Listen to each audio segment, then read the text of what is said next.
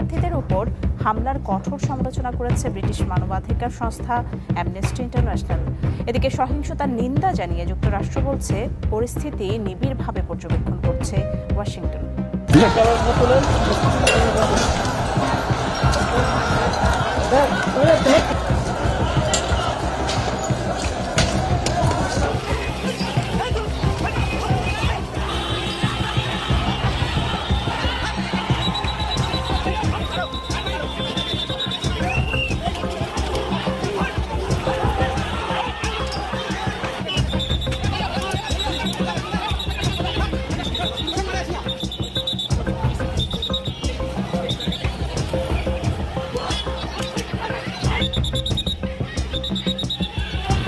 ছোট একটা বাচ্চা মেয়ে ছিল, হাই স্কুলের মেয়েটা, মোটার মাথা পেটে পড়ে গেছে। পরে সেই মেয়েটাকে আমরা এখন পর্যন্ত কোনো খোঁজ পাই নাই। ছাত্রদল এবং শিবিরের চিহ্নিত ক্যাডাররা হলে হলে ঢুকে সাধারণ শিক্ষার্থীদের উপর নির্যাতন চালিয়েছে। সেই হলের সামনে যখন আমরা ছিলাম তখন মেয়েদের উপরে সবার প্রথমে অ্যাটাকটা করে।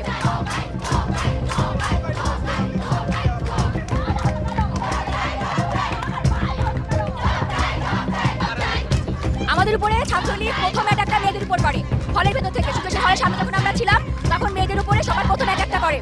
একটা ছোট একটা বাচ্চা মেয়ে ছিল, হাই স্কুলের মেয়েটা, মোটার মাথা পেটে পড়ে গেছে। পরে সেই মেয়েটাকে আমরা এখন পর্যন্ত কোনো খোঁজ পাই নাই। সংঘবদ্ধ একটা হামলা হচ্ছে, এটা আসলে নর্মাল একটা অ্যাটাক না, এটা একটা সংঘবদ্ধ অ্যাটাক। এবং ঢাকা বিশ্ববিদ্যালয়ে এই জায়গায় আমাদের এই গণবিশ্ববিদ্যালয়ের ছেলেমেয়েদের উপরে রাজশাহীতে চিটাগাং সব থেকে একত্রে হামলা হয়েছে। এবং তার ঠিক আগের দিন আমাদেরকে রাজাকার বলা হয়েছে।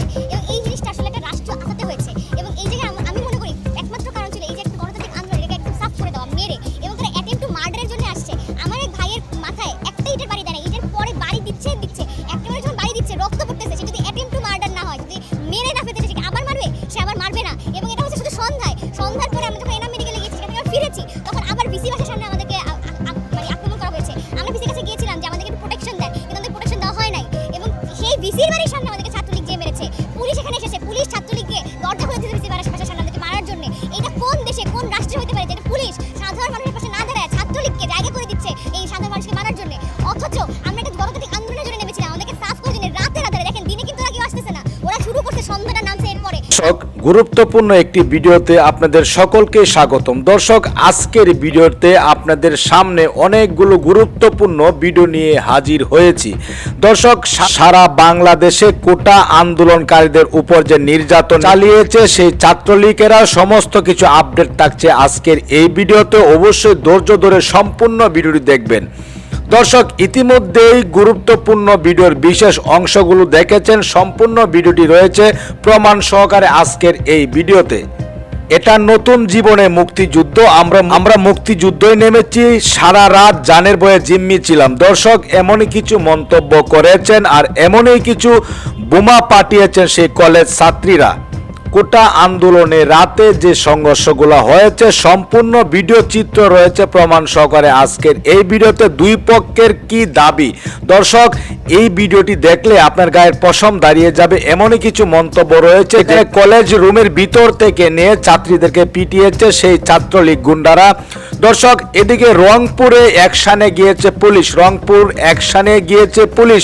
কোটা আন্দোলনে ঝাঁপিয়ে পড়েছে পুলিশ বাহিনী। দর্শক শ্রোতা, রীতিমতো আজকের এই ভিডিওটি অবাক হয়ে যাওয়ার মতো একটি ভিডিও। মানুষ কতটুকু নিষ্ঠুর হলে এমন আচরণ করতে পারে আজকের ভিডিওটি না দেখলে বুঝতে পারবেন না।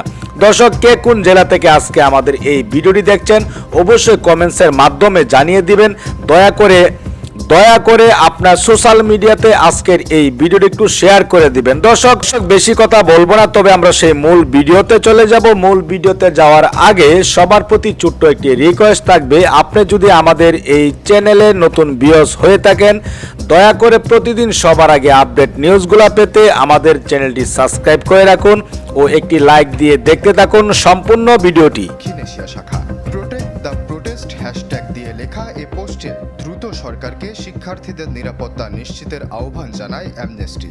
সংস্থাটি আরও জানায়, অতীতেও বাংলাদেশে বৈধ আন্দোলনে সাদা পোশাকধারীদের হামলার ঘটনা শনাক্ত করেছেন তারা। কোটা আন্দোলন প্রসঙ্গে আলোচনা হয়েছে মার্কিন পররাষ্ট্র মন্ত্রণালয়ের নিয়মিত ব্রিফিংয়ে। শিক্ষার্থীদের ওপর সহিংসতার নিন্দা জানান মুখপাত্র ম্যাথিউ মিলার। বলেন, উদ্ভূত পরিস্থিতি নিবিড়ভাবে পর্যবেক্ষণ করছে ওয়াশিংটন। ঢাকাসহ সারা দেশে ছাত্র আন্দোলনের বিষয়ে আমরা সচেতন ও পর্যবেক্ষণ করছি। শতাধিক আহত ও আক্রমণের শিকার হয়েছে। মত প্রকাশের স্বাধীনতা ও শান্তিপূর্ণ সমাবেশ যে কোনো গণতন্ত্রের জন্য অপরিহার্য। আমরা শান্তিপূর্ণ সমাবেশে হামলার নিন্দা জানাই। সহিংসতায় যারা ক্ষতিগ্রস্ত হয়েছে তাদের প্রতি সহানুভূতি প্রকাশ করছি। শতাধিক শিক্ষার্থী আহতের দাবি করে প্রতিবেদন প্রকাশ করেছে কাতার ভিত্তিক সংবাদ মাধ্যম আল জাজিরা। হামলার জন্য ক্ষমতাসীন দলের ছাত্র সংগঠনকে দায়ী করেন তারা। ভারতীয় সংবাদ মাধ্যম টাইমস অফ ইন্ডিয়া এবং এনডিটিভির প্রতিবেদনেও উঠে এসেছে একই তথ্য। বার্তা সংস্থা রয়টার্স গুরুত্ব দিয়ে প্রকাশ করেছে বাংলাদেশে কোটা সংস্কার আন্দোলনের খবর। একে প্রধানমন্ত্রী শেখ হাসিনার চতুর্থ মেয়াদে ক্ষমতা নেয়ার পর প্রথম ও সবচেয়ে বড় বিক্ষোভের তকমা দিয়েছে সংবাদ মাধ্যমটি। ভাইরা পড়ে গেছে, তখন ওই বাড়িগুলোই আমাদের হাতে লাগছে, মাথায় লাগছে। আমরা চাই এর তুলনামূলক শাস্তি হোক। এই যে আমাদের উপর নারী অত্যাচার কোথায় লেখা আছে? কোন সংবিধানে লেখা আছে আমাদের প্রধানমন্ত্রী একজন নারী? তাহলে এটা কিভাবে সে করতে পারে? আমরা এর যথাযথ বিচার চাই, এর এছাড়া আর কিছু নাই। ঢাকা বিশ্ববিদ্যালয়ে আজকে ছাত্রদল এবং শিবিরের চিহ্নিত ক্যাডাররা হলে হলে ঢুকে সাধারণ শিক্ষার্থীদের উপরে যে নির্যাতন চালিয়েছে তার প্রতিবাদে ছাত্রলীগ এখানে অবস্থান করছে। এবং একই সাথে যদি এটির বিচার না হয় তাহলে ছাত্রলীগ এবং ঢাকা বিশ্ববিদ্যালয়ের শিক্ষার্থীরা কাঁধে কাঁধ রেখে এই সন্ত্রাসীদের বয়কট করে আন্দোলন কাকে বলে, কত প্রকার কি কি বুঝিয়ে দেবে। 25 জন শিক্ষার্থী আহত হয়েছে সাধারণ।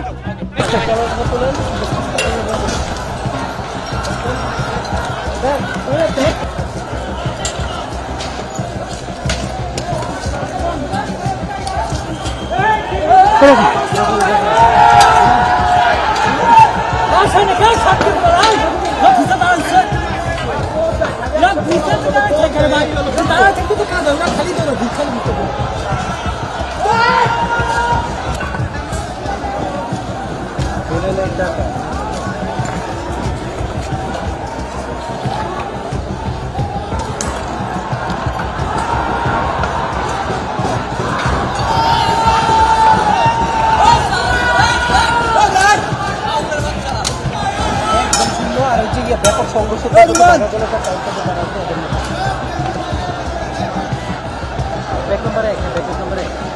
আর আমার বাইক প্লিজ আমার কোনো 50 টাকা আচ্ছা ঠিক আছে, আমাদের লাইভ স্ট্রিম আছে চলো।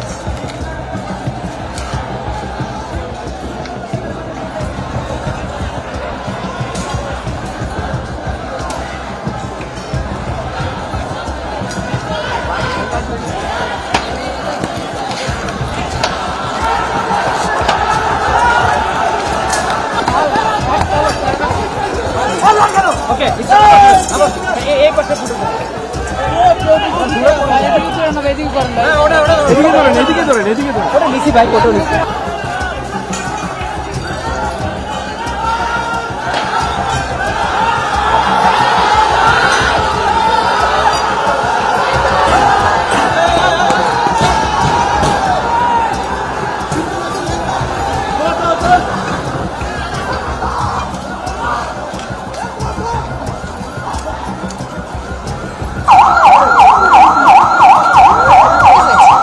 এই জায়গায় আমি মনে করি একমাত্র কারণ ছিল এই যে একটা গণতান্ত্রিক আন্দোলন, এটাকে একদম সাফ করে দেওয়া, মেরে, এবং তারা অ্যাটেম্প টু মার্ডারের জন্য আসছে।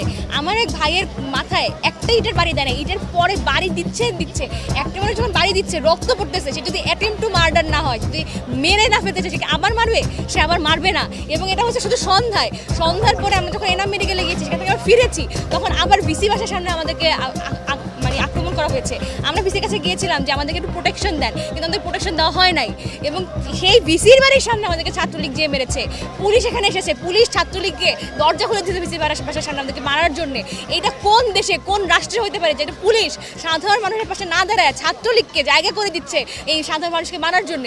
অথচ আমরা একটা গণতান্ত্রিক আন্দোলনের জন্য নেমেছিলাম, আমাদেরকে সাফ করার জন্য। রাতের আধারে দেখেন, দিনে কিন্তু ওরা কেউ আসতেছে না, ওরা শুরু করছে, সন্ধ্যাটা নামছে, এরপরে রাতের আধারে চোরের মতো 25শে মার্চ কালো রাতে যেভাবে মানুষ খুন হয়েছিল, আমরা গতকালকে এরকম জানের ভয় রাস্তায় রাস্তায় ঘুরছি। আমি সারা রাত বাইরে যেতে পারি নাই, আমি জিম্মি ছিলাম একটা গলির মধ্যে, গলির বাইরে আমি বেরোতে পারি নাই। এই জায়গায় আপনি কি বলবেন? এটাকে আমি বলি এটা নতুন জীবনের মুক্তিযুদ্ধ। আমরা মুক্তিযুদ্ধ করতেছি, আমরা যে কাজটা করতেছি সাধারণ মানুষের যে রাস্তায় নামছে, এটা যদি এখনো না হয়, মানে এখনো তারা যদি এটা না নোটিস করে, তাহলে আসলে আমাদের কিছু করার নাই। কিন্তু আমরা এই রাজপথ ছাড়বো না। এবং আজকে আমাদের প্রোটেকশনের জন্য এখানে দাঁড়িয়েছি, পুলিশ আমাদের সাহায্য করে নাই, সরকার আমাদের পিছনে এগুলো লেলাই দিছে। ছাত্রলীগ আমাদের জীবনের উপরে পড়ে গেছে, আমাদের জানের উপরে পড়ে গেছে। এই জন্য আজকে আমরা সবাই সাধারণ শিক্ষার্থী নেমে আসছি।